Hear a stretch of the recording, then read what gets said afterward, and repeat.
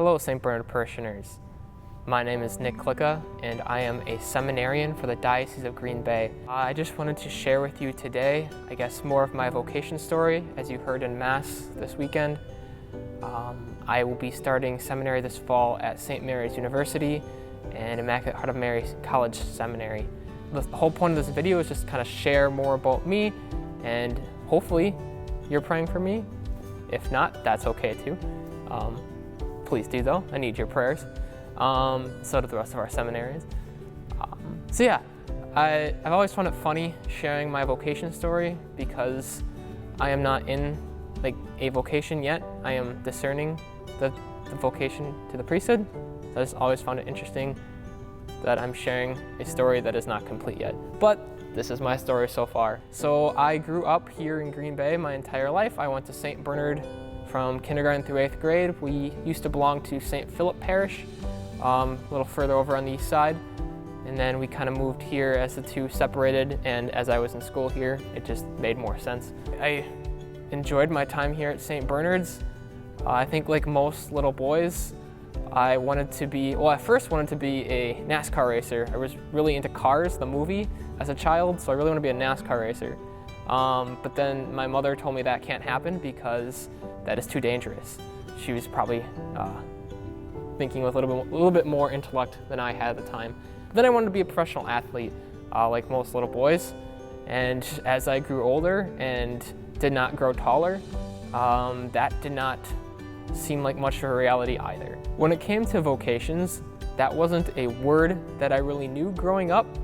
When I said I didn't really know it, I mean I didn't know it at all. My introduction to the priesthood, or what my thought of where priests came from, is I thought that was just something that they just were born as. I didn't really think much of it. So like I mentioned, I went to St. Bernard's from kindergarten through 8th grade, and now I'm transitioning into a public high school, Green Bay East. And all of my friends from middle school were going to either Preble or Notre Dame. So it was a new transition for me. I was gonna have to make new friends for the first time and also be part of a community that didn't necessarily grow up in the faith. So that was a decision I kind of had to make for the first time.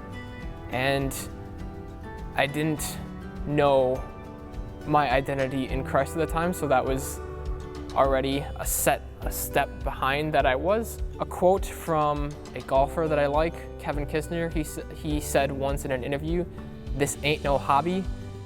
He might have thrown an expletive in there as well, but that is something that I can see now in my vocational story, is something that was the foundation of building my vocation to the priesthood, like my identity as a beloved son of God and as a Catholic, was that this isn't a hobby.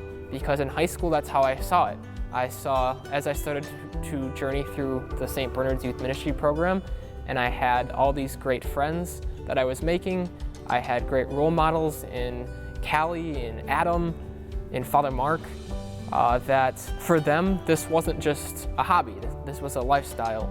And I knew that I very much was still living kind of two lives. There was the Nick who goes to Mass on Sundays and goes to youth group, and then there was Nick at high school who didn't know who he was and didn't know who to hang around with because he didn't have that solid foundation in Christ yet. He was still working on that, and that was something that the Lord was still working with me through. And the great thing is that the Lord is slow and He's patient and He's gentle. But yeah, I think a big part of that growth for me was the St. Bernard Youth Ministry program, going on trips like the March for Life, Steubenville, just these different trips to encounter the Lord, encounter others, and build these friendships on Christ. Just some advice just for other young people maybe discerning is building those good friendships. Father John Girardi, a priest of our diocese, gave us a formation talk during our Kairos year this past year, and he told us about how when he was a kid, his mother asked him who his friends were, and she said, "If you tell me who your friends are, I will tell you who you are." Because who we hang around with and what we take in, believe it or not, actually has a really big impact on who we become. If we're listening to exploratory music or derogative movies, or we're hanging around people that don't build us up, that's gonna slowly tear away at who we are and at how we see ourselves and our identity in Christ. And we're eventually going to find ourselves separated. So in my own vocational discernment, I was very lucky to have friends who discerned the priesthood and introduced me to that. Through them, living vicariously through them, I was able to slowly realize that the priesthood was something very beautiful.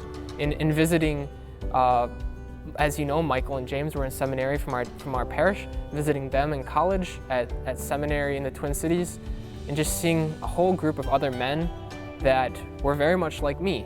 They liked to play ultimate frisbee, they liked to go bowling, they liked to just have fun, and at the same time they were following Christ. And I thought that was, for the first time, I was able to realize that, yeah, like entering seminary would be something pretty cool. So as time went on and I continued to discern it more, I eventually, I came to that point where I felt like I needed to take that next step and enter the Kairos year. And now this past year, just really being affirmed through reading the catechism, through reading the Bible, and most importantly, just through daily prayer and time in front of the Eucharist, that I don't know yet if I am going to be a priest, but I know that this is where the Lord is inviting me right now. So just ask for your continued prayers for me, that I may continue to follow the Lord's calling wherever that may be. God willing, that be the priesthood or another vocation, whether that be marriage or religious life. The Lord has a plan for each of us, and He doesn't force it on any of us, but He invites us to it. So just pray for my continued yes and the continued yes of more young men and women in our diocese. I look forward to sharing this journey with you over the next, 8 years. But hey, it'll be great, and know of my prayers for you guys.